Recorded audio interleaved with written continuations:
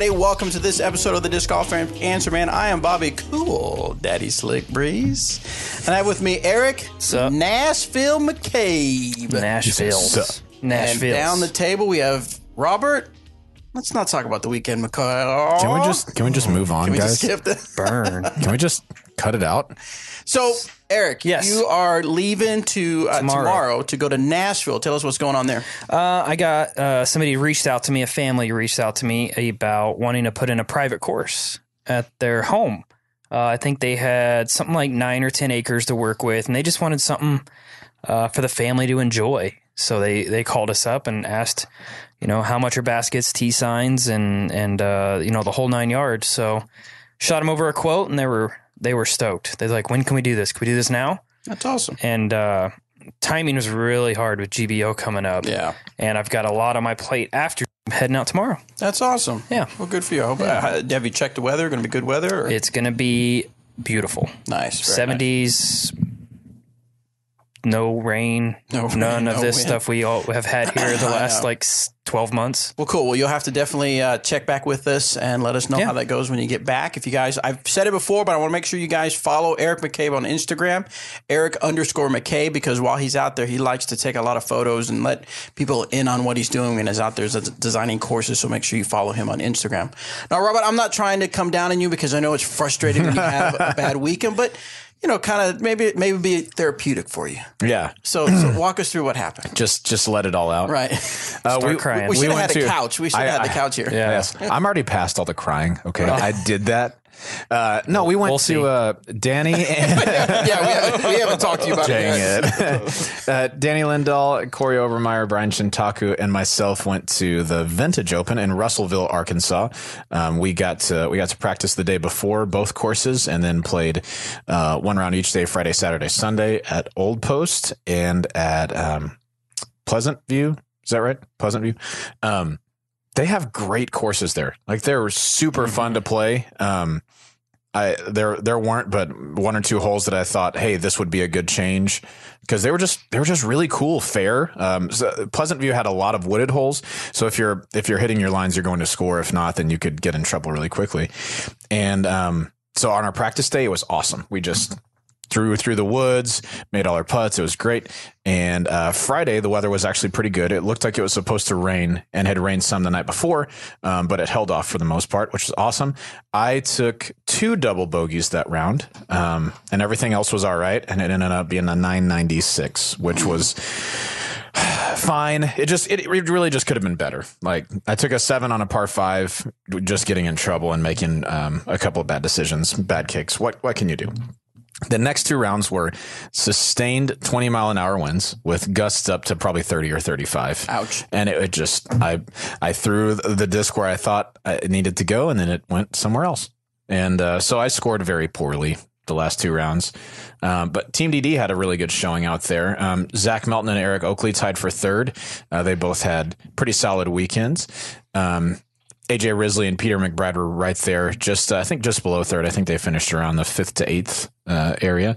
So yeah, it was really cool to see all of them and to hang out and all that. Just didn't play very well, but on to the next one. So what? So we always want to use this stuff as a learning tool. How do you guys, when you have bad rounds, what do you just immediately forget about it, or you quit? Yeah, I don't. You've quit disc golf a few times? A couple times. No, only once. I quit recently, like yesterday. Yeah. No, but what do you hard. do? It's really difficult to get over that hump, so to speak, if you have a bad round. Because let's face it, everybody has bad rounds. Yeah. I mean, Ricky. Look at Ricky. He's arguably the best player in the world. Yeah, he struggled this weekend. Yeah.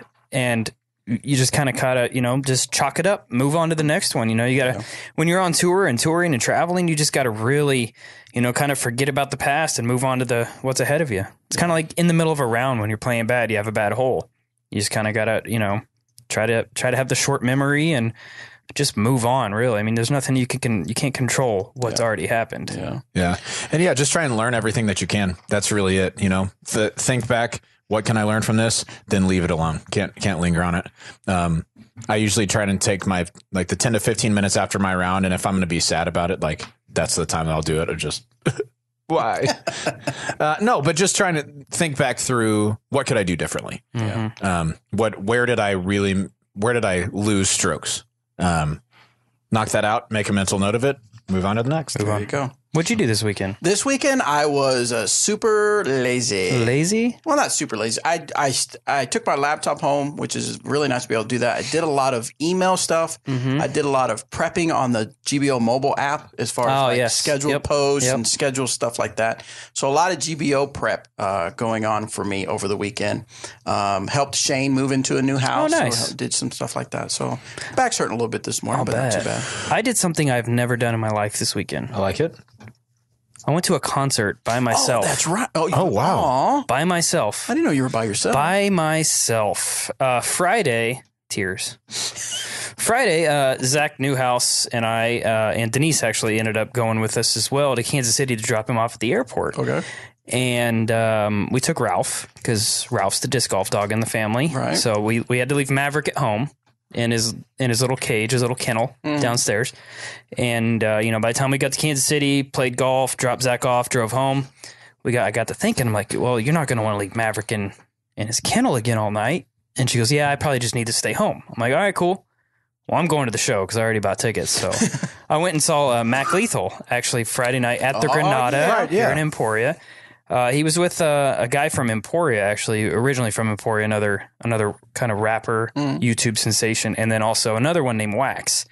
It was a great show. All three of the performers were great, awesome, wonderful.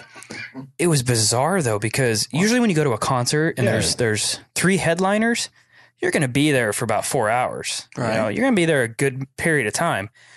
Concert started at 8:15. I was walking out the front door. Concert was over at 10:15. Strange. So they all came out and did 6 sets. That's it. Wow. Which I thought was very weird.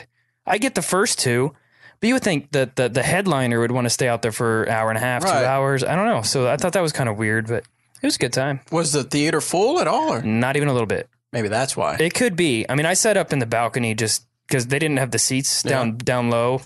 There was probably 30 people in the balcony, 20, 30 people, and then another 100, 150 on the floor. Maybe they were like, Maybe that very well. But he ended the show and jumped off the stage and went back to the merch table and sat there and people come in and buy stuff from him. And that's crazy. I thought it was kind of, but it was still good. It was still a great time. I hadn't been to a show in a while, so it was fun. Excellent. All right. Well, let's see. Like I mentioned, we have some GBO stuff preparation. GBO week is about to take off next Saturday.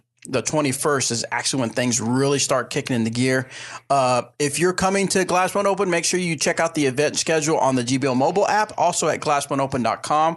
A lot of things going on that I don't want you guys to miss. Just so you guys know, let's see, my plan is to go to Kentucky on Tuesday, so I'll be out all week. So that's the reason why we're recording early. That's why it's a Monday. Normally we record on Tuesdays, and normally you get this episode on audio on either Wednesday or Thursday. So we're taking some time off. We will definitely not be recording during Glassbone Open, so it's kind of a little break for Disc Golf Answer. We'll be back right after Glassbone Open is over, but we'll definitely be doing a lot of stuff on all our social media channels where you can follow along for GBO. I think that's it that I want people to know what's going on. I know we have t-shirts still, Disc Golf Answer Man t-shirts. Get your Disc Golf Answer Man t-shirt and wear it, take a picture of it, and wear it proudly. Don't be sad. I when like you're that wearing Instagram post. I can't remember his name, but yeah, he had a Disc Golf Answer Man t-shirt, and then he had a stack of discs with headphones on them. Kind of like our logo. Nice. I thought that was cool. Pretty cool. So I need to remember to send him something. I told him I'd send him some stuff for that really cool picture. All right, guys, you want to go ahead and get to the questions? I think that sounds like a really good idea. Like really good idea? Like how many good ideas have you had in a while? This is probably the first of those. The best of those. This is first of the hour, so yeah, we're good. That's true.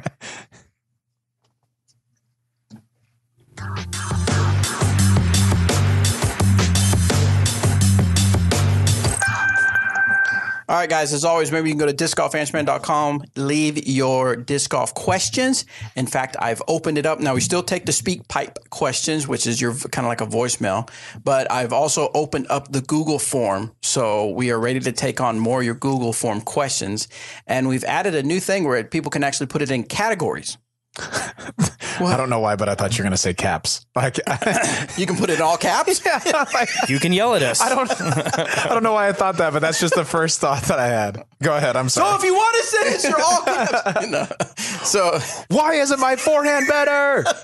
no, categories, and categories are That's what I thought. Is discs, form, course, Hair. and other, and I think something else I can't remember. But anyway, it's just going to kind of help us be able to see what kind of questions people send in and stuff like that. Plus, if it's a technique question, then Danny's going to grab it and he's going to answer it via video. So make sure you subscribe to us on YouTube channel because you'll start seeing Danny answer technique form questions via video. I couldn't get Google Forms to work out. I wish I would have, but I was going to put flight numbers as a category. And when you selected that and hit submit, it would go to like the Rick Astley, Rick Roll. Oh, dude, yes. Something like that. So I couldn't get it to work quite right with Google Forms. I'm really sad that didn't work because I would have been all about that. I know. I'd have been. Actually, I like that song pretty well. It's my alarm when I wake up in the morning. Yeah, but to get Rick rolled On the everywhere. on the everywhere. Yeah. Anytime I wake up, that's what I listen to. So, all right, let's go to this first question from John Kelly. Hey, DGAM crew. This is John from Pelham, New Hampshire. I had a couple questions for you guys. My first one is for Bobby. I absolutely love your Is This Disc Right For You videos. Did we already do this one? As somebody who really started playing in June of last I think this is the one, and I only recognize it because of where he's from. This is the one we answered the first one, but not the second there it is, one. yeah. All right, so we'll listen to year, this. they really helped me decide what new discs to try out. I noticed some episodes on Westside Discs from a few years ago, but I was wondering if there are going to be any new ones coming out with some of the newer molds due to the recent acquisition of Westside Discs. As for my second question, it's All right, so just so you know, on last episode, we answered that question. I think it was And- 2 episodes ago. That's right. We answered that question already, but now we'll go to the questions that I It'd be funny if skipped. he says. All right, and let's go on to the next question. Next one comes from So now we'll go to the second part of his all question that caps we question. missed on that particular episode. more for Eric and Robert. Right now, I don't have a ton of arm speed, and my go-to driver is definitely the Escape for a really straight shot that fades to the right at the end. I play a lot in the woods here in New Hampshire, and I want to start working on some longer Anheuser drives. Right now, I am throwing a breakout, but it's really starting to flip over to almost a roller on me, and I was wondering if you guys have any recommendations for some understable fairways from the Trilogy lineup that maybe have a little bit more stability so I don't get the dreaded thrower when I toss my breakout. Thanks, guys, and keep it real. nice. What you guys got? There's a few I think that come to mind in all of Latitude, West Side, and all that. One that is kind of a step down. I don't know if it's a fairway driver or not, but the disc I like. I used to like it a lot. I used to roll it actually. It's the Fury, Right. and it would hold that nice Anheuser. And I think stability wise, it's going to fit between the Escape and the Breakout. Yeah. Fury comes to mind. The Underworld is another one that might be a little understable for you, possibly. But another one that in the woods, the Thief comes to mind as well. Yeah. I know a couple of our team members really enjoy throwing the Thief as rollers or even wooded shots, hyzer flips. But the one that you absolutely need to have in your bag is the one sitting on the table in front of us right here called the Maverick. Oh, yeah. Just came out this year. Matter of fact, I think the stock stamps just came out Friday. Is that right? That's right. Yes, sir. This last Friday. So the Maverick is wonderful. I don't personally have one in the bag right now because I'm gearing up for GBO and there'd be no place to throw it. Yeah. But when it's more of a technical course like the Hollows or courses that you're familiar with up in New Hampshire, the Maverick is going to be an absolute game changer. Agreed. I carry a Maverick in my bag right now, and I love it. Just a nice, slow, easy turn. If you put some hyzer on it, you can get it to go straight and just hold straight for a really, really long time. So, Like days. like, once you throw it, then you come back a week later, and it's finally on the ground. You can outrun it too. When you throw it. That's right. It's kind of a slow moving. You just start running. Yeah. If you're fast enough. Yeah. No, that's definitely the disc I would recommend to learn long and hyzers on. Do the Maverick. You'll be pleased that you did. Excellent. Next one comes from Jason.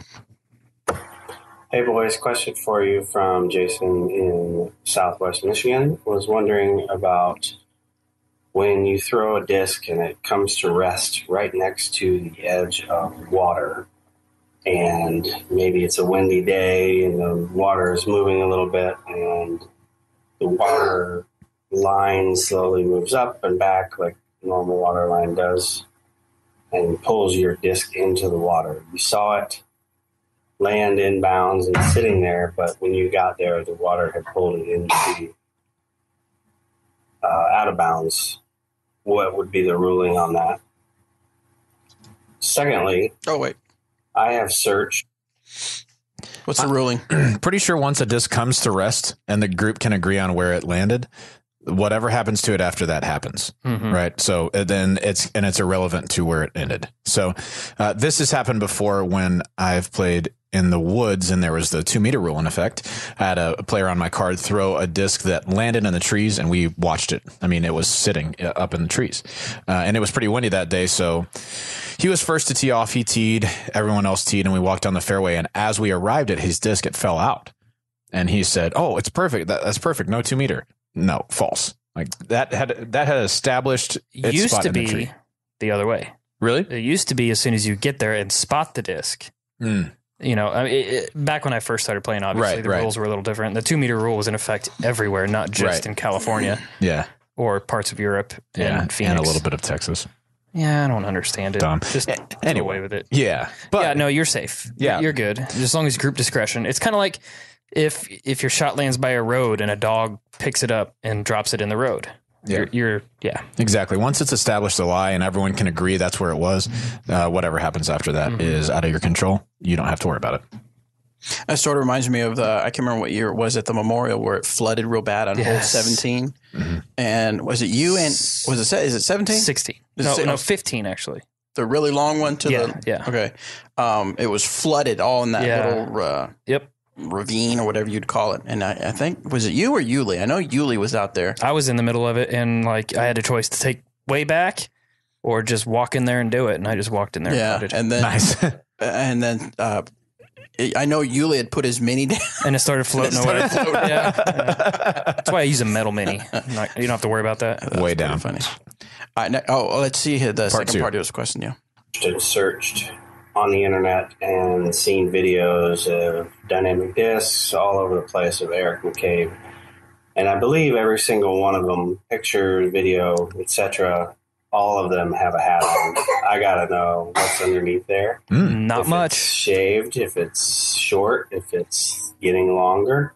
Can't really tell. Hopefully, if you guys are still doing live video, we are for the Disc Golf Answer Man podcast, you can have Eric take his hat off and show everybody. I don't see that happening. No, I mean, it's my signature move. You guys rock. Thanks. The hat. Yeah. Dude, all I'm saying is what you guys don't know is Eric's and my haircut are identical. They're the same. You're right.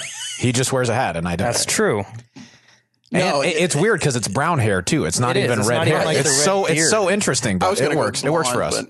So yeah, ever since I've known Eric, he's always worn hats. It's just it's like it was. It just feels comfortable to me. I'll be honest.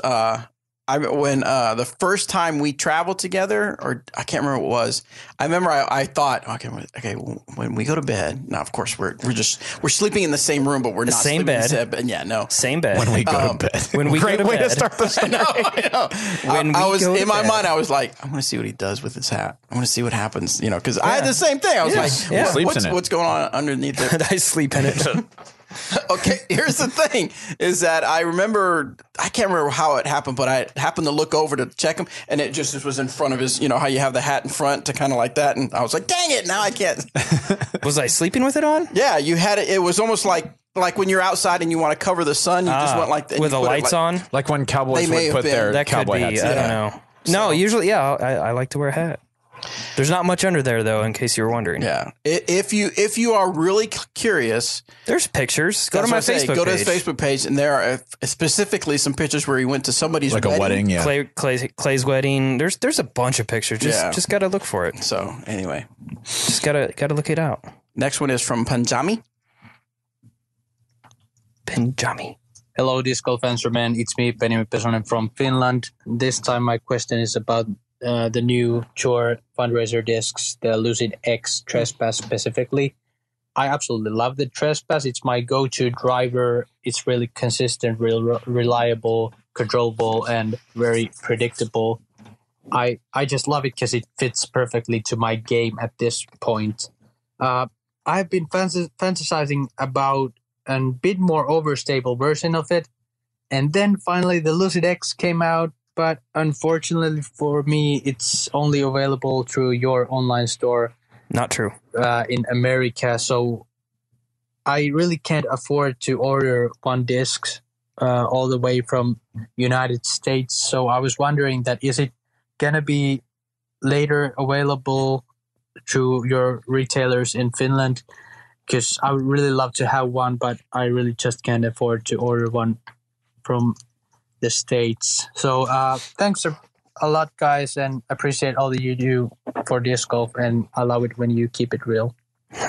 Awesome. Thank you for the question and the props on the Trespass. I'm loving the disc, by the way. Actually, I'm looking at L64custom.com right now, which is in Sweden, and they do have them in stock still.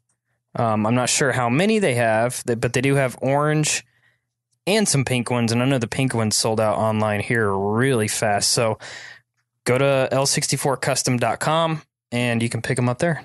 Do it. There you go. Yeah. Next one is from Cole. What's up, Disc Golf Answerman? This is Cole from around Seattle. My question is about mid-ranges. I played a course today that just had a lot of really short holes, a lot of stuff under 300 feet, even in the hundreds. So I was using mid-ranges most of the day. I think I only used the driver once or twice. And I kept using my B-Rock and my Shark, my Rock a little bit. I was just wondering, what do you guys like to have for your mid-ranges in your bag? I bag two overstable harps, a Rock, or a MD4, a B-Rock, and my Shark. I was wondering, do you guys think I'm missing anything? Anything you'd recommend? I know Eric's probably going to recommend the EMAC Truth, but probably could use it. Thanks. But Well, you're not wrong. Yeah. Yeah, you're not wrong for sure. So I'll go through my mid-ranges real quick, and then you guys, let's see. So I have a pre-Sweden Truth. Mm-hmm. Pre-Mac Truth. Pre-Mac Truth, yeah, which is, how would you describe it as pre-Sweden Truth? Straight. Like a dream. Like a dream. It's like wearing It's a pair of basically, for dreams. everybody listening, it's basically the hybrid Am Worlds With the Truth with the American? that came out. Yeah, it's the same same disc, same mold, same run. Gotcha. As those that are really, people really just love those. And then I have a Warrant for my turnover mids. I have a Suspect, which I love. I use that for a lot of approach shots. I have my Justice for my utility disc. Of course. And then I also have a Slammer, although it's not really a mid, but I use it as a mid. Mm-hmm. When there's certain situations that I need it to really turn a lot harder than I think the Suspect will, I use my Slammer. And then I have a Slammer's more of a putter to me, putting approach, not a mid. Yeah.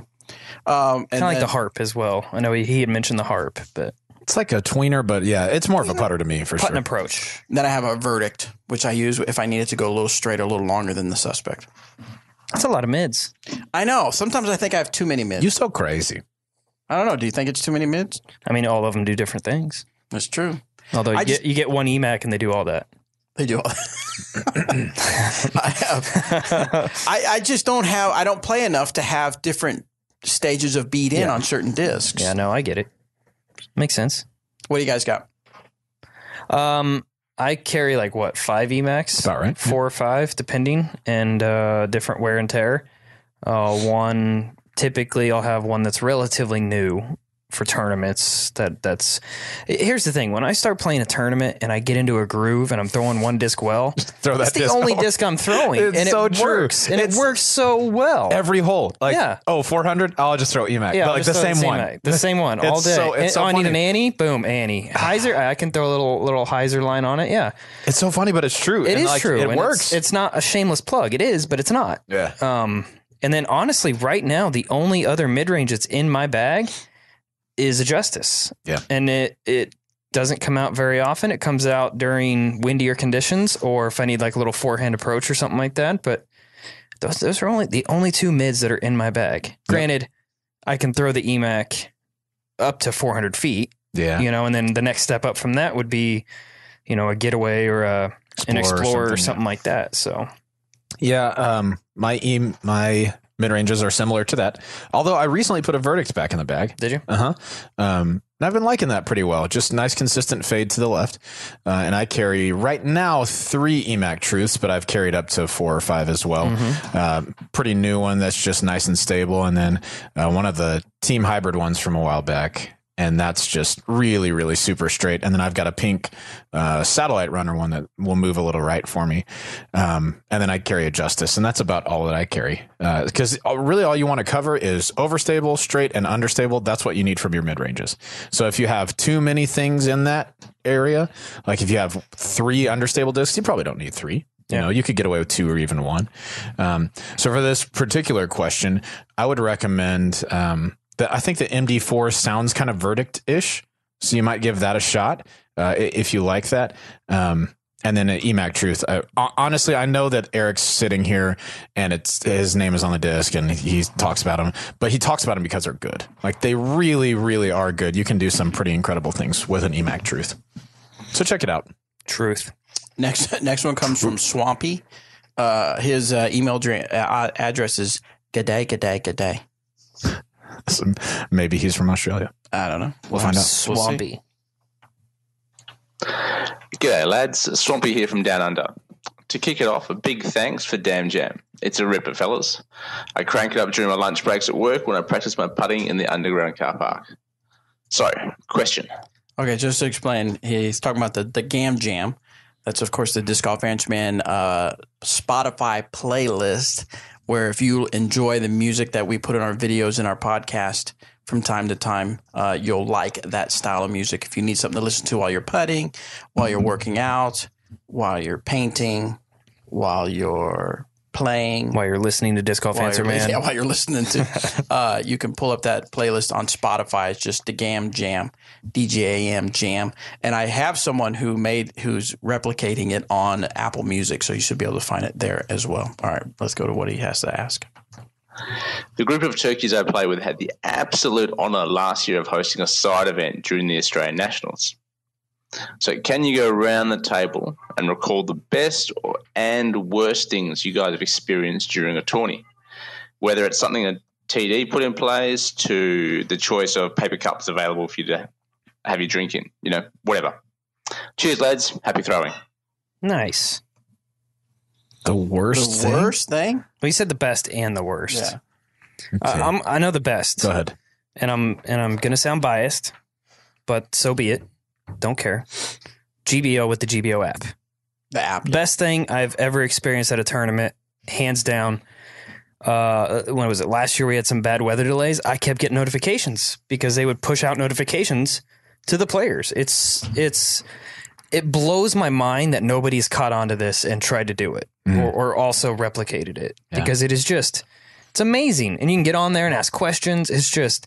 And if you haven't downloaded the app, I highly recommend downloading it. Even if you're not coming to the event, Yeah, just to check it out. I still recommend downloading and checking it out. And if you are coming to the event, It's a you must. have to download this app. It is so amazing. That's my best. Yeah. Give me a minute to think about the worst. Yeah, that's a good one.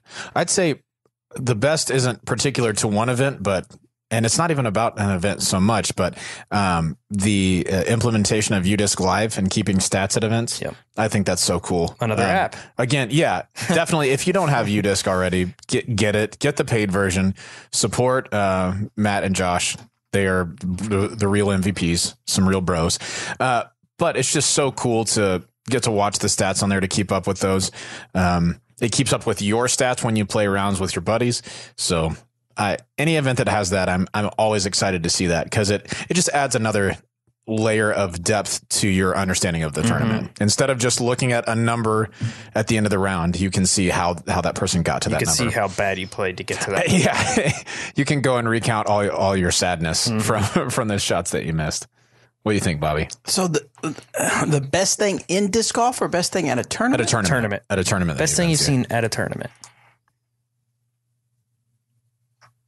I don't know if it's the best thing, but I think it's a really cool thing. And I know it's Disc Golf Pro Tour wasn't the first, I don't think, before, but the big scoreboard with everybody's name. That is cool. Score, yeah. I just think that's really cool. I think it adds a presence at hole one. I think people that are walking by kind of wonder what's going on.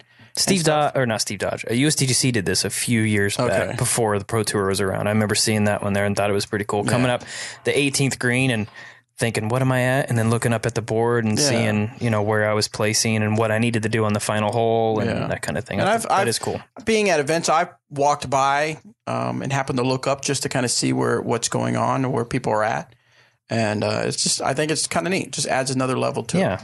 All right, now the worst thing. The worst thing. I don't like being negative, but this is what's the worst thing. I don't want to call anybody out, obviously, on events or anything like that. Yeah, but Dave. Oh, what? I'm just kidding. Dave.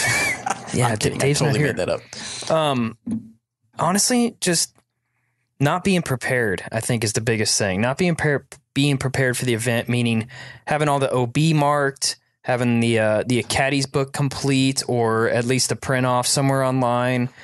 Just minor things, really. It's having everything written down and creating a checklist and marking off everything as you go. So at the end of the week or the beginning of the tournament week, you can kind of reference that and know that everything's done. I don't have to worry about anything. I didn't forget anything. Even the small minor details, just the very, very small things. Just make sure all that's written down somewhere and you can kind of check it all off. And I guess that's more advice on how to run a quality event, not really something negative. Yeah. I can't think of anything. Sure, there's things, but I'm not going to call anybody out either. Right. So. But I'll agree with you on that. Like, the more prepared that you are, the better things go, period. I don't think it's possible to be over prepared for a tournament. Correct. And I'd say the worst ones for me, or the ones that I remember the most, aren't like anything particularly bad happened during the tournament. It's just when you get to the end and it takes 2 hours to do payout. Right. Payout. If you can just organize it ahead of time, and input scores directly into the score reporting system on the PDGA. This day and age, instead of just writing them by hand and then filing them, don't do that. Just input them straight in. It's a lot easier. Upload it, get the scores in. Quick. Yeah. And I mean, I'd say between rounds, getting to see where your round was rated during lunch, I think that's really cool. Or not even just where it's rated, but where you're sitting. Yeah, how far back you are, how big of a lead you got, that kind of thing. It's for sure. Super important. So yeah, check that stuff. And I mean, just the quicker you can do that the better. 30 to 40 minutes for payout is, pretty reasonable from the time that cards start coming in, because you should be doing it as cards come in instead of waiting for every card to come in before you start. And plug them all into your computer as opposed to doing it on a score point kind of thing. Exactly. As far as after the round, it's good to have the score points so you can set those out. But for uploading purposes and all that. I agree. Yeah. Do that. What do you think, Bobby? Not having coverage of events, is that what you're going to say? No. I only think about videos. That was Bobby. It's funny because I thought it was Bobby. How do I do that without moving throw his your lips? voice? It sounded just like me from over there. I'm trying to think of from my perspective what I have seen that's been, but I can't. It's hard. I can't. Again, I don't want to call any out, but I've seen where tee pads aren't up to par. Yeah. No pun intended. There's been times where I've been at a place where it's like very hot and water is that's not. rough. Yeah. Water is scarce. Even when it's not that hot, but you're thinking, it doesn't matter how hot it is. You got to have water on the course, period. So, things like that. So, all right, let's move on to the next question. This one's from Jake. Where you at, Jake? He's in St. Louis. Hey guys, there's Jake. Jake here from Johnson City, Tennessee. I had a quick question. whenever I start my pullback, I close my eyes and don't open them until after I release. It doesn't seem to be a problem. 85 to 90% of my throws are exactly where I want them. I just wasn't really sure if this could be a problem in the long run, or if it's something that I need to work out, or if maybe it's just something that I need to keep doing if it doesn't really affect anything. Thanks for everything you guys do. I mean, the only thing that I could think that it would affect a lot is just your foot placement at the end of the tee pad. You want to make sure that you're not slipping off the end or missing your spot or anything like that. Otherwise, as long as your footwork is good, I mean, by the time you're reaching back, your head is turned away from the target. I don't think it should really matter much if you close your eyes. I mean, just for the sake of being able to see your surroundings, yeah, I'd probably keep them open, but Yeah. I don't think you're missing out on something crazy during that time. So I guess my question would be why? yeah, is it just habit? If it's just habit, it might be worth breaking it. But if you have a reason for it that it makes you like focus on your technique or something, maybe that could be cool. I don't know. But I don't think you're missing a lot because your head is turned away from the target. Correct. In fact, it could help you at times because you're not tempted to look up early to see where the disc goes. But I'm certainly not advocating to try it out. Yeah. Although I will try it out next time I play. Ooh, watch. Be careful. Yes, I will not try it out. I like to do it when I putt. Yeah, just close it and then just wait for the chains. Yeah. And if they don't come, then you know the putter's still in the air. Yes. It's definitely not that you No, missed. I wait till I hear chains. Yeah. That's why sometimes I'll stand there for a while. Yeah, it's like, what is Eric doing? He's just waiting he for missed the putter. We'll catch him tomorrow. Yeah. All right, next one is from Anonymous. So when I get anonymous ones, I just wanted to say that full disclosure, I don't know what the message is going to be. So Do you listen to them first? I didn't get a chance to listen to all these first, so we'll have Sometimes to see. anonymous just comes through as the guy who or the person didn't put in their didn't name, put anything right? in there, yeah. So let's see what Anonymous has to say. Hey, everybody. My question is on the Pro Tour courses and how they choose which courses are on the tour. Is it set every year, or can a course get onto the tour, and how would they go about making it onto the tour? Thanks, guys.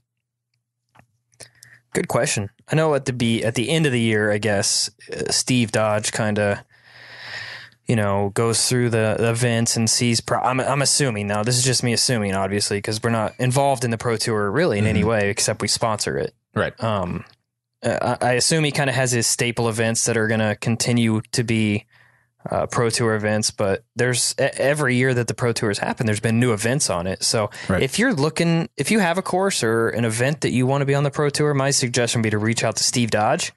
I think he's pretty active on Facebook, so you could probably find him on Facebook and reach out to him that way and kind of, explain him what your course is, what your tournament is, and go about it that way to get on the Pro Tour. Yeah, and it's always going to help you too to have an event that's established before that. Tournament, yes. If you've never run more than a B tier on that course, it's probably not going to get picked. It could. It's possible. There's B tiers on the Pro Tour. Yes. There was last year. Right. But I mean, in general, courses that have a well-established tournament record, that's better than just, hey, I just put in a course, I want to get it on the Pro Tour. Yeah. Probably not going to happen. Reach out to Steve, though. He'll be able to answer your question a little better than we can. Definitely. We're just kind of going off assumptions. Yeah. If you go to the DGPT.com, discgolfprotour.com website, there's actually a section called Prospective Venues. You can fill out a form to, looks like to maybe have him look at your venue, but there's a Google form that he has for 2017. I would assume he's going to make it for 2018, but he actually rates the events based quantity of spectators, income from that's games interesting. merch, festival grounds, quality of staff, long-term outlook. And it looks like he gives them points, and then some of it's based off points, some of it's based off just numbers, like percentages and stuff like that. And then it looks like at the very bottom, there's a score he gives each one, or a score is given to each one. And maybe that'll help you understand what all he looks for in a venue. Nice. Cool. So, all right, next one comes from Angelo Robledo. Nailed it. That's probably pretty close. What up, Bobby Cool Daddy Slick Breeze, Dr. Emac Truth, and Sir Fancy Hair McCall? This is Angelo from Las Vegas, Nevada, with a question about driving. Well, but you're fancy. Well, that's equally as good as being an MD. Form. Now, I just started playing disc golf in January of this year, and I can have some decent nose down 300-foot drives with accuracy, but from standstill. Nice. Now, I'm attempting to add an X step into my throw to squeak out a bit more distance and more power in my... He should try my patent. X360XX. Yeah. But it's patent, remember? So you have to give credit to Bobby every time. Every time you this one's for Bobby as your 360. Yes. And if you're being videotaped, it has to be in the credits. Yes. Drives. But every time I attempt to add that X step back in, I immediately go from a flat or slightly nose down drive to nose up that hyzers out early and cuts my distance by about 50 to 75 feet. I really don't know what I'm doing wrong. I've been working at it for a couple weeks now. I try to go practice, 2 or 3 times a week, both field work and playing practice rounds. And I just can't add that X step back in. Like I said, from standstill, I'm getting some nice nose down drives, but with the X step, immediately goes nose up. So anything you guys can do to help me figure out this problem with my form would be greatly appreciated. Thanks for all that you guys do for the disc golf community, and keep it real. Nice. Sweet. This sounds like it could be a wonderful Google question for Danny to kind of break down if you could send him his video. Wouldn't that be a good breakdown one, Dan? It was the very first video I ever made. Oh, really? It was on the X-Step. Nice. Oh, the very nice. first video. Well, I tell you Danny what, Lindahl Angelo, made. we're going to put this one on hold, and I'm going to save this one and send it to Danny. And this will be one of our Disc Golf Answer Man video questions. So I'm going to be on the lookout on our YouTube channel, and he'll hit that up. Does that sound good? Yeah. Next one is from Angelo. Well, hello. But I think a different Angelo. Hello, Disc Golf Answer Man crew. This is Angelo calling in from Clarkston, Michigan. And also hello to anybody that's visiting in the studio. My question is there a overall list of formats, games, things that you can play, putting games, something like an overall list or collaboration of what it is that can be played on the course and also in a putting league? A friend of mine, my professor that brought me into the game last year, me and him might be possibly looking to start a group and also maybe a youth outreach focus for our church. Does this exist? If not, will Dynamic Disc possibly put something together, call it the Dynamic Disc Book of Rounds or the DGAM Holy Grail of disc golf? Something. Anyways, love what you guys do. Keep it real. Save me a plate of that arroz con pollo. Arroz con pollo. What did Jeremy call it? Arroz con pollo? Something like that. Get out of here, Arroz. dude. It was something silly. Sounds like Fritz. Pollo Flamiato used to call, can I have the flamingo? Fritz, that doesn't even have an N or a G in it. Come on, man. Oh, he made me think of my mom's arroz con pollo. So good. As far as like a group of games, like a list, no. We don't really have that right now. I don't think there is. That's a good idea for a blog article, though. Yeah. We have someone that writes our blog article, so I'll have to reach out to her and say, "Hey, this be kind of a good thing." But there isn't a whole lot. I mean, sure, there's putting games and stuff that you could put together. But as far as like when you start playing, I mean, there's different formats of doubles, sure, that you could put together. But for the most part, it's stroke play, match play. I mean, there's obviously a couple others, but for the most part, it's kind of limited. Yeah. Maybe we'll have to do, well, I guess in my mind, I'm thinking there's a breakdown of how you can play different ways. Like if you're running trilogy challenges. Oh yeah. Yeah. You can do it in different ways if you want to. And then a different article based on the different ways of, if you're teaching a clinic or something like that, what the kind of games you can do and stuff like that. So we'll try to figure that out, Angelo, and get that done. Next one is from Scary Terry. Let's see how scary he is. Yeah. Hey, disc golf. Oh my God, that scared me. Let's try that again. Hey, disc golf answer, man.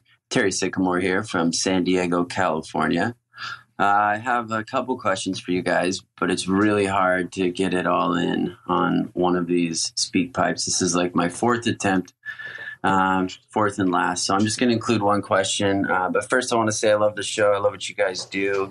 When Robert first came on the show, I got to admit I was a little apprehensive. The new guy kind of came in a little hot, in my opinion. We're still there. But after getting to kind of know him, and he's still on probation. I think when you have hair like that, it's just, you can rock that kind of confidence. Robert, you have great hair. I'm a little jealous. I'm confused. Like, I don't feel like I come across as like an overly confident person. I'm just a person who's overly confident. Dang it! No, come on, man. No, you're not an overly confident person. You're just a person that has.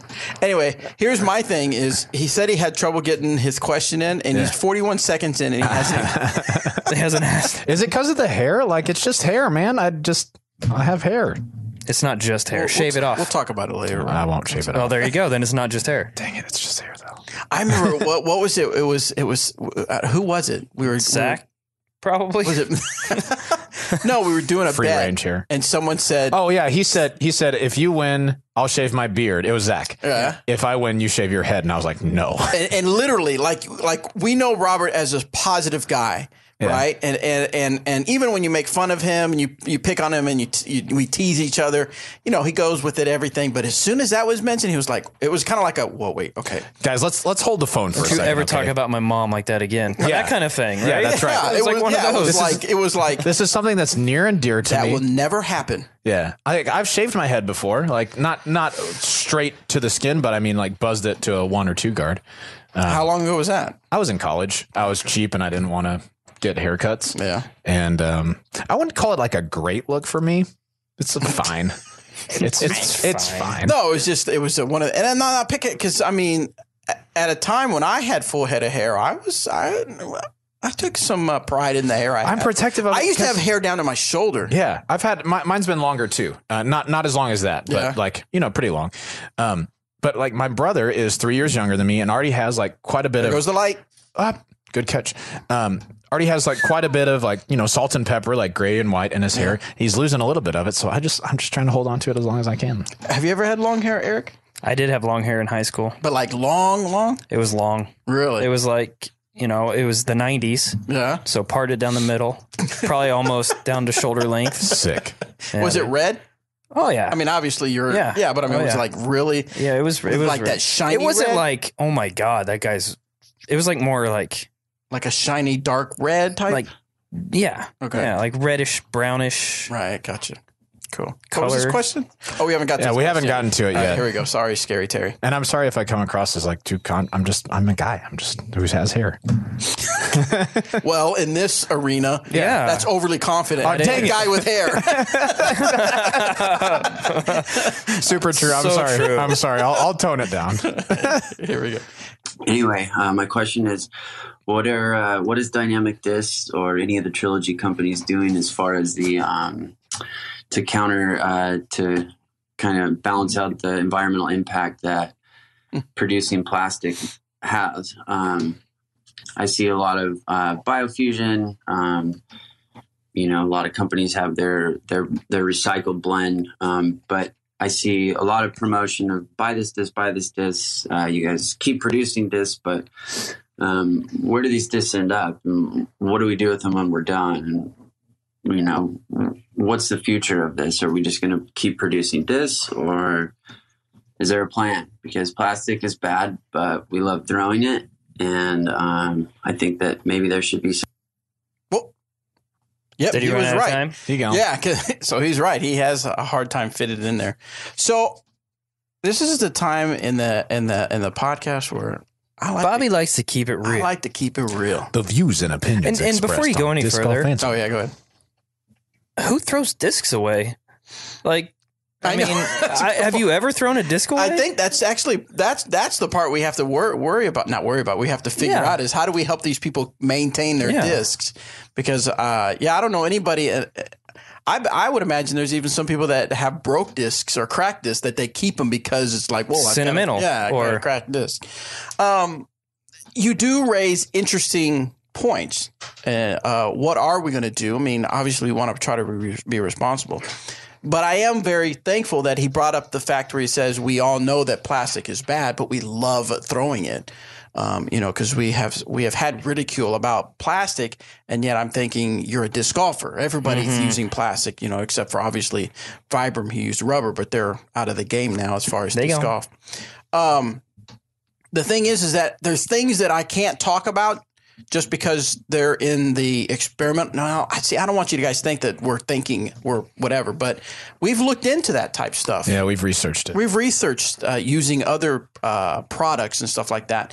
And it came down, some of it has come down to the cost of it, the cost of doing that. So quality product. Yeah. And having a quality product that people will actually purchase. But you do bring up, I'm not trying to discount your thoughts on it because, maybe there is something that we need to figure out what to do as far as being a responsible business. I just don't know at this point in the game what that answer is. And yeah, of course, obviously we do recycle plastic so that we don't just throw away the plastic because it was an overweight disc or it didn't turn out the way we wanted it to. There's misprints. We screw it up because of a stamp. We don't just throw it away. We stamp it again and sell it as a misprint. I think it's the responsibility of the disc golfer, the consumer, to figure out what to do as well, but maybe there's something that we can do to kind of help aid people in being a little more responsible when it comes to the environment. Yeah. So that's actually something interesting to talk about. Yeah. Or to think about as a business. Yeah, we've thought it, and I guarantee we'll continue to think about it too. Sure. So. Absolutely. Yeah. All right. Next one comes from Eden. Hello, Bobby. Cool. 20 O's. This is longer than yours. Daddy Slick Breeze. Woo, we got it. Robert. Dang. Can taste 1000 already, McCall. Not after this and week. Eric. Was it a little sour after this week? Yeah. The taste of 1000 tastes like disappointment. What's he got for Eric? The voice of truth, McCabe. Oh, yeah, of course. Yeah. My question is about tournament division. I played my first PDGA sanctioned tournament last October, and it was a nightmare. I placed third to last in intermediate division and played my worst rounds at that course that I probably have done in years. My question is, should I move down? It was super cold and super windy, and I actually changed my putting style from a McPro AVR push putt to a Prime Deputy Trilogy Challenge spin putt, which was actually more effective in the wind because I haven't practiced in the wind very much. I can drive 425 feet golf shots and have a serviceable forehand if need be. Why are you playing intermediate at this point? Dear and can putt consistently inside 20 feet. So we should be playing Rick? Should I move down or should I try again in intermediate? Your insight would be awesome. Thanks. I think you nailed it when you said I changed my putter and my putting style during the tournament. I mean, that's not something. I mean, that's something you can. That's something I don't like to do at league. Like tags match where nothing's on the line, let alone. It's a tag that means nothing. Yeah, I mean, and you said it was cold, windy, all those horrible conditions, but you stepped out of your comfort zone, and that's something that you can't do during an event. And like Robert said, if you are throwing 425-foot golf shots, that's impressive. That's sweet. I mean, I'd like to throw 425-foot golf shots all the time. Yeah. Absolutely not. You cannot move down to wreck. No. You just got to kind of not necessarily bite the bullet, but just kind of stay in your own mindset, stay in your own game, stay confident in your shots while you're out there playing the events, as opposed to, I mean, tournament time is never the place to try something new. No, I won't. I mean, Danny and I have been talking about something in my throw that I've been working on, and I worked on it some leading up to this event this week. And once I got there, I thought nothing about it. And then went back to your old.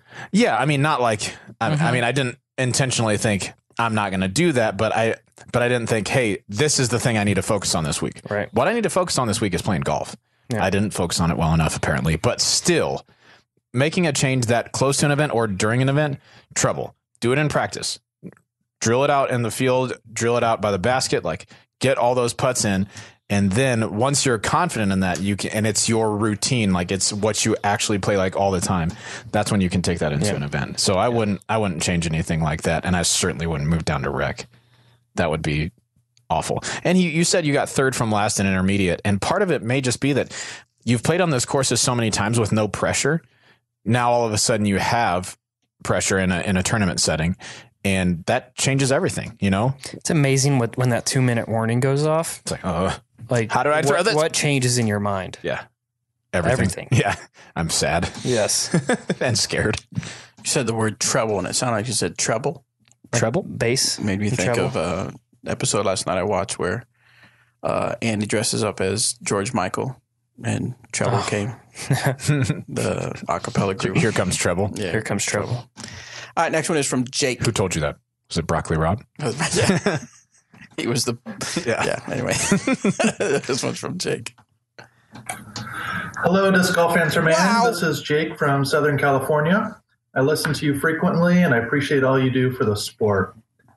So if I consider all the holes on my home course that I've birdied 3 or more times, I figure I have the potential to shoot around a 13 under par. I chose 3 or more times arbitrarily, but I think that if I've birdied these holes at least 3 times, then they are less likely to be flukes. The problem is the best round I have ever thrown is a 4 under par. I'm sure many other players, struggle with consistently hitting my lines or my angles each time I play, especially off the drive.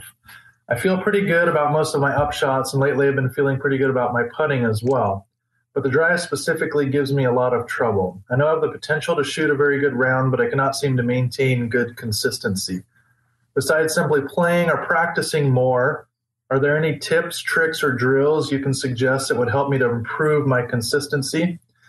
I certainly don't mean to imply that playing or practicing is not important, but sometimes I think that playing poorly a lot may just reinforce my poor playing habits. Thanks for fielding my question, and I look forward to your advice. What do you think? As far as tips, sure. On consistency is the hardest part because I mean you could be consistently bad, it's still consistent, but nailed it. But getting out, honestly, for me personally, and I obviously usually just speak on my own personal preference or what I'm used to on a course, tournament wise, what I do practice wise. I'll take time off if my consistency is lacking. I will take a couple days off and then get out to the practice field more than anything. I'm lucky because I live in Emporia where I can actually go to the disc golf course and practice as opposed to a lot of places. You can't necessarily do that because of how popular it is, how, you know, maybe they only have one course in town and there's always people there. We have the luxury of going to the Jones East and being the only one on the course. And it's awesome. And it is awesome. So I'll go to just a random hole. Like hole 1 is a great hole for me to practice hitting my lines because there's a gap you got to hit right off the tee. Yep. And that's how I work on my consistency and consistent release angles and all that. Just a wide open field works as well. I personally like having something that I can throw at or throw through as far as gap goes. So you get instant feedback from that. Yeah, exactly. You sure do. I don't really know that there's any like true tips. I mean, sure, there's things you can do in the field to go out and work on certain things, but there's not one particular thing that I can tell you that like do this and you'll be consistent. Do this and you're going to be consistent. You know, consistency is just a matter of having good form. Yeah. And having good releases and you know, playing the game the way it's supposed to be played, I suppose, is one way to say it. But for sure. I think you hit the nail on the head. You don't like good consistency comes with improving. That's all there really is to it. So getting in the field is super important, obviously. It's the worst. It's the worst thing too. I'll admit it. To me, it's not fun to go to a field. I do not love field work. No, it is not fun, but that's why the word work is in it. Yeah. Because it's field work. Yeah. Like this is practice. This is not like when I go out to play a course, it's almost always for fun. It's like when I was playing sports growing up, like I'm getting to play a game now, you know? But when you're practicing, yeah, it's not as fun, but that's what it takes to get better. And, for when you're playing those rounds and you think you could, you know, if you birdied everything that you shot that you've gotten before 3 times and you could shoot 13, don't think about your score while you're playing. Absolutely. What I really like to do is just throw my shot, make my putt, miss my putt, whatever it is, and go to the next hole. And I'll go back and count up afterwards. If I play all my first shots, or if I have, you know, sometimes Eric will keep U-Disc for us. Sometimes I keep it for myself too, but I try not to pay attention to the overall score on there. Just put in the number and move on. And that helps me to not worry about if I'm, you know, doing something like really awesome. Like maybe I'm sitting at 8 under with 3 holes to go. I might think, oh, if I just know it, you'll know that you're killing it. Sure, that you're playing well. Exactly. And like Robert mentioned, don't go off of holes I've birdied, so this is my expectation. I mean, going off that expectation, then every time I go to you should East, shoot 18 under every time. Well, more than maybe that, more, yeah. because I eagle out there occasionally. So just keep score out of the picture and just concentrate on throwing shots. Yep, 100%. 100. Next one comes from Jared. Dallas. Hey, Disc Golf Answer Man. This is Jared from San Diego. First of all, thanks for what you guys do. Love listening to your podcast. Always good stuff. But quick question for you. The other day I was putting in my backyard, and my first putt went in. And then when I went to do my second putt, it hit the chains, and it knocked my first putter out of the basket. It like popped it up from the basket, and it fell into the ground.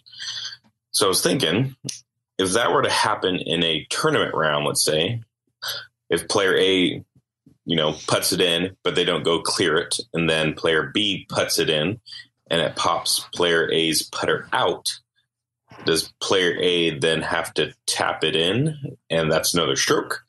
Or how does that work? I could probably look it up, but I didn't think about it. And it just came to mind as I was putting in my backyard. But if you guys have an answer, that would be fantastic. But like I said, thanks for what you guys do. Love listening to you guys. Hope you have a good day. All right. Bye. This kind of applies to the previous question. Yeah, I was going to say. Once the lie's established, your putter is in the basket. Doesn't matter. You've counted it. So even if it gets knocked out by another disc or whatever, that's in.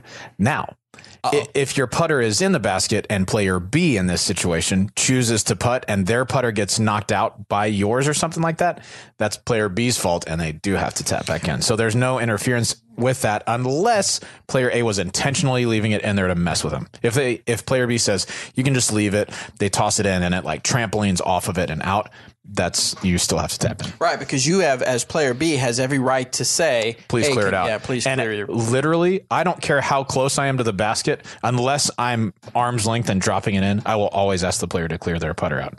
I'm not taking that risk. I've seen them hit the chains with the putter face down, trampoline, bounce on top and just trampoline over the edge. Don't do it.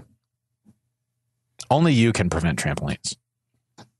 Bounces out. So yeah. Yes. All right. Next one comes from Christopher DeGam fan number 1,000. Dang, we have 1,000 fans? Apparently. Wow. Nice. Hello, Cool Dice, Slick Breeze, EMAC, and Robert. Insert fake middle name here, McCall. What? I had a couple of questions for you guys. Good point. First is, do you bag or have any discs with a lot of sentimental value? For instance, my now fiance bought me a Fusion Evidence that I absolutely love because of some unique colors on it and whom it is from. No matter what round, even putter only, I have to have it in my bag. My second question is this summer I'll be purchasing my own practice basket at home. I want to see what you guys would recommend on either doing a recruit or marksman basket. Thanks for all you guys do, and have a great week. Sentimental value. I think I probably have a few in there that I'd be really sad if I lost, but I don't know. I kind of get over it quick. Yeah. I mean, there's a couple discs I've lost that I'm like, man, I still wish I had it. Like that Defender from the Memorial. It was so good. That's one. Thanks for bringing it back up. Sorry. Yeah, really. Sorry, everyone. Now I have.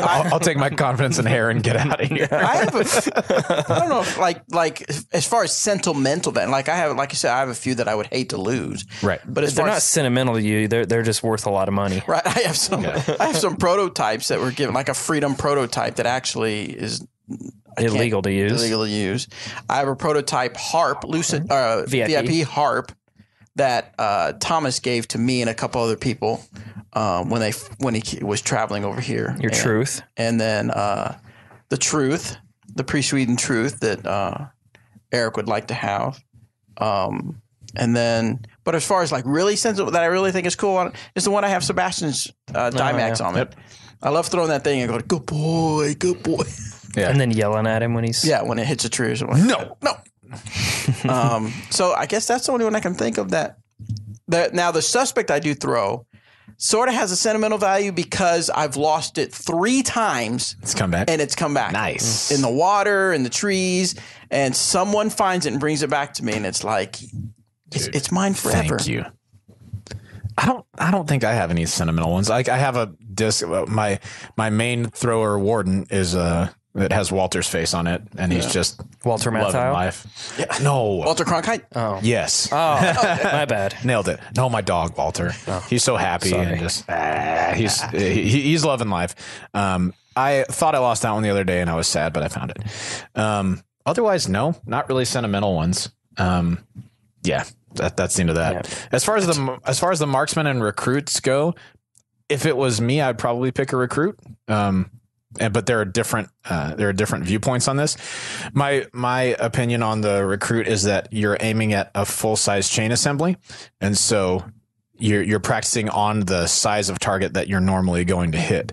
I would say the other. Right, and I'm gonna allow you to make that for sure. But for me, I like hitting the full size target. If I hit on the side of the basket, I want it to get pushed out if it wasn't a good putt. But if it was a good enough putt, I want it to stay. Yeah. You know? Yeah, exactly. So sometimes this is one of the issues that I have with marksmen sometimes is that it makes you like, for me, and it doesn't make you do this. This is a mental thing. So it's something I need to get over, but it makes me kind of putt maybe tentatively instead of just throwing the putt in there like I would on a normal basket, like I would during tournament rounds. So that's why I prefer a full-size chain assembly, but say why you would like a marksman. I think a marksman is good. I mean, obviously, they're both good choices. They're both good, for sure. For practice putting, you just got to use it and not let them collect dust. Yes. Like Robert's marksman is. Yes. Whoops. I've never seen it move. Yes. I like the marksman basket for putting, as long as you keep in mind it's not going to catch all your putts. Correct. You know, just because if you're the kind of person who's counting putts that I'm making, then I would probably go with the recruit. Mm-hmm. But what I like about the marksman is kind of the opposite of what Robert said. When you're putting on a recruit, it's the same size. It's normal. It's familiar. For me, I like the marksman because when I'm putting on it, and then I transition to a tournament round or a round. Look how big that target is. Yeah. You know, I can miss a couple inches one way or the other and I'll be fine. So that's my outlook on it, I guess. So it's really down to whatever you want, you know, whatever makes the most sense to you. If you do go with the marksman, no, it's absolutely not going to catch every single putt. Yeah. Even ones that hit the middle, sometimes it doesn't catch. But that's not the point. It's aiming at a smaller target. Yes, exactly. That's what it's there for. Yeah. Excellent. Yes. Next one, and this is our last one for this episode because it's the last skip-based one we have, so we're doing pretty good. Skip-based one? Nice. Skip-based. Dang. Speak pipe. He's tired. This is Luis. Hey, Disc Golf Answer Man. It's the middle of April, and it's snowing here in Vermont. Yes. So rather than playing around, I thought I'd ask you guys a question. Sure. Last year was the first year that I got serious about disc golf.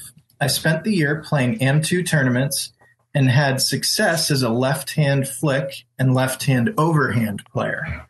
I filled up a bag with drivers, mids, and putters for a complete assortment of shots. This winter, though, I decided to learn how to throw a backhand as well. Between a lot of time practicing and a lot of YouTube coaching, thanks, guys, I now have a serviceable backhand shot. All right. However, my problem is the discs that I feel confident in flicking are not the discs I feel confident with backhand. Generally, I need more slower, understable discs for my backhand. I only have so much space in my bag, and don't say buy a bigger bag. So how would you go about cutting down on forehanding discs by cart to make room for backhanding ones? This is a very scary process because I feel like every disc I was throwing last year had a purpose. Did any of you have this problem? Thanks for any insights. Now, to be fair, if he has like a cadet bag, then I'd have to say yes. You should get a bigger bag. Yeah, but if you have something that carries 17, 22, yeah, that should be plenty. Should be more than plenty, I would think. I don't think we have as much an issue with that. Eric doesn't throw a lot of forehands, but when he does, it's just with discs they're awesome. Yeah. But actually, though, they are. Like, he throws really good forehands when they do. It's like so infuriating. Yeah, I know. Oh, here's trouble. Oh, perfect forehand that I never throw. Anyway, but it's a disc that Eric also throws backhand. Yep. So a felon or a defender or trespass. Yeah, a lot of trespass. Yeah, that's right. Forehands. Yeah, for sure. So for us, like, and that's what I do too.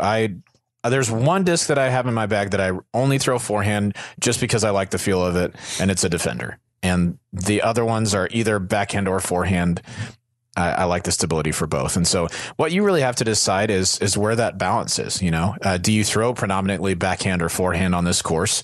If so, maybe you want more forehand discs in there than backhand discs, but I would encourage you to find some more neutral ones and maybe meet in the middle. So if you were, throwing like what's a good example? Like a witness for a backhand and like a felon for a forehand. Maybe put a convict in the bag and just learn on that kind of middle ground. That might help some. Yeah, I think that would help a lot, actually. Finding a little bit more neutral of a flyer for both. Mm-hmm. Yeah, he may already kind of you may crank everything over as far on his forehands right now, so he needs something a little bit more stable. But yeah, I think you nailed it. Yeah.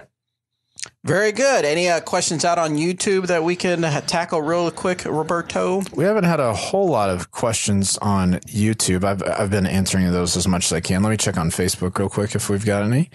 Let's see here. No, Kyle Webster, though, team captain. What's up, Kyle? Westside Discs. When we were talking about increasing consistency, he said, if you don't birdie the first hole, then just quit and leave. Agreed. Works every time. Every time. I like that pretty well. Yeah. Couple of people who were recommending for our intermediate player earlier, they said, Darren says, if your rating is rec, play rec, win one B tier and move up, then so on and so on. I know there are people who think like that. If you're throwing that far, I would disagree that you need to be in rec, but that's me. But yeah, he says play your rating as well. Not a whole lot of questions that we haven't gotten to just yet. All right, cool. Well, we're going to wrap it up, guys. We have a lot of things to do before Eric leaves for Nashville. I leave for Kentucky. I leave for my office. We're going to be really, I might see you Wednesday. Are you going to try to come to Kentucky? I'm going to try to come out. Did you find out when the Fly Mart was? I remember you were asking me. It's Friday. Oh, is it Friday? So that's right. I can't make it. So we'll be up at Bowling Green, Kentucky. Me, Jeremy Rusko are heading out there tomorrow morning. Eric just said he might join us Wednesday. So make sure you follow us on Instagram so you know where we're hanging out. Come by and say hi. We love shaking your hands and meeting you guys. So make sure if you see us out there, walk up, shake. Oh. I thought he was going to say, and kissing your babies. No. You got a baby with you? Hey, let me kiss that baby. Hey, you got a cute baby. But no, we love shaking your hand, saying hi to you and stuff like that. So please do that. Introduce yourself so we can say hello and chit chat a little bit about disc golf and different cool things. So I'm looking forward to having some fun out there. Again, we're not going to be here during GBO week as far as the podcast, but we'll be back the week after. We got t-shirts for you to buy. We got discs for you to buy. We got and tune into the live coverage of the GBO as well. Tell them where we can find that. Just so you guys know and you're following, we're going to have live on Smashbox. They're going to come out here and do their live. Joe Miz Production is doing their post-production of the MPO. Central Coast is coming to do post-production of the chase card. Well, first day it'll be the feature card. Second day will be the chase card. And then also Central Coast is doing post-production of the FPO top card. The other thing is Well, I hope Johnny DV doesn't get mad, but I Who believe cares? he told me we're going to be able to have live coverage of the women that's going to get sprinkled into the live of the MPO. Because it's going to be the same time. Yeah, because they're going at the same time. The women are teeing off at the same time, playing different courses than the MPO is, but they're going off at the same time. So got a lot of coverage to bring to you. Me, Danny, and Anthony are going to be working hard. While these guys are working hard to bring you tournament coverage, us three are going to be working hard to bring you other activity coverage that's going on here at Class 1 Open. So You know what's it's a really good cool? time. I was at Radius yesterday having brunch, and I saw the GBO commercial twice. Nice. It was during it was on ESPN or something. They were watching Formula One racing or something like that. And I saw on the top. I'm like, man, that's so cool. That's so Doug cool. had me made 2 commercials for ValueNet. ValueNet Fiber. Fiber is the cable. Well, it's not cable, internet and TV provider here in town, and they work very closely with us, and they are very helpful. When we have meetings with them, it's kind of like, what can we do, guys, to make the Class 1 Open that much better? And they are so open to suggestions. They've even helped us through a few technical things and ideas to do. Anyway, locally they are showing commercials during local times on ESPN, and I think somebody said they saw it on CNN. The local slots that local places get, inviting people to come out to watch GBO, inviting people to come out to the opening ceremony that's going to be held at the William L. White Auditorium. So it's just right. Class 1 Open is just an amazing time. It's going to be great. Especially in Emporia. Obviously, but for Emporia. Right. It's so crazy. It's so hectic. But as we get closer to the days, I start realizing that we are having over 1,600 people competitors. So more plus people. Family and friends come out to congregate, and we all have, at the very least, one thing in common, and that's the love of disc golf. It's crazy. That is so awesome. It's pretty cool. And if you're coming, you're gonna go through a McDonald's drive-through. You're gonna go Brahms or Taco Bell, and they're gonna notice you look like maybe a disc golfer. And I bet you at least once while you're here, someone will wish you the best of luck, or ask you how you played. How'd you play today?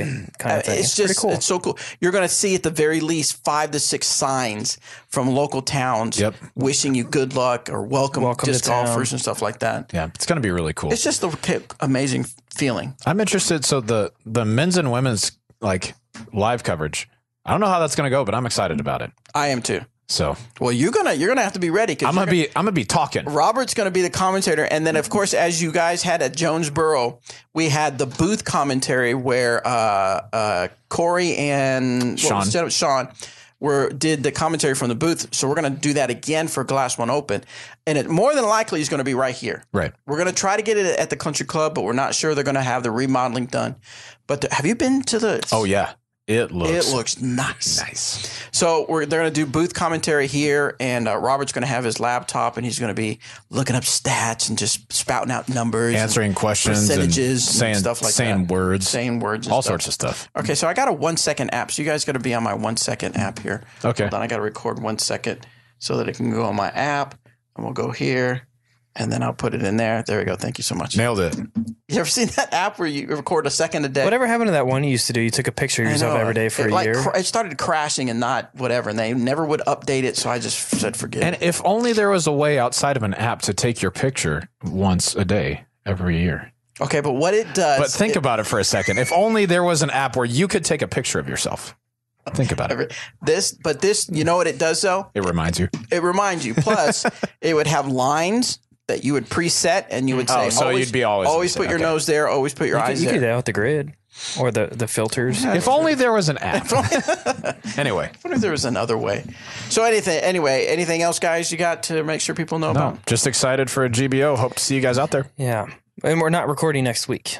No. Yes, we're definitely not recording next week. As far as anything regular now, obviously we're going to be doing all kinds of different stuff. Yeah, there'll be plenty of content coming out. Like that. So pretty cool. Sweet. All right, guys, that's it. Thanks again. We'll see you in about 2 weeks as far as the show.